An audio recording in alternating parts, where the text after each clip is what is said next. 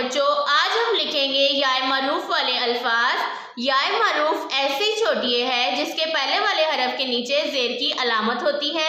आइए अपना काम लिखते हैं। पहला लफ्ज है दीन, दाल जेर छोटी है दी नून दीन, दाल जेर छोटी है दी नून दीन।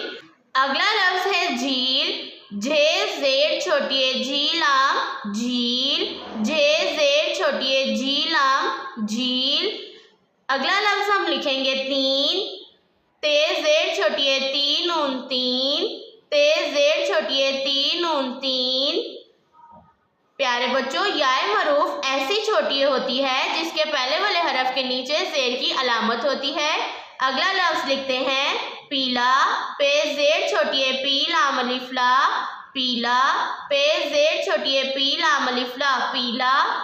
आखिरी लफ्ज लिखते हैं ईद, आइन जेर छोटी है ईद आल ईद, आइन जेर छोटी है ईद आल ईद।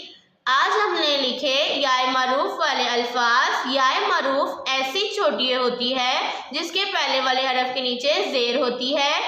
आइए अपना सबक पढ़ते हैं। दाल जेर छोटी है दी नून दीन, झे जेर छोटी है झीलाम झील, ते जेर छोटी है ती नून तीन, पे जेर छोटी है पी लाम अलिफ ला पीला, आइन जेर छोटी है ईद आल ईद। प्यारे बच्चों, अपने इस काम को उर्दू की नोटबुक्स पर नीट और प्रॉपर तरीके से लिखिएगा।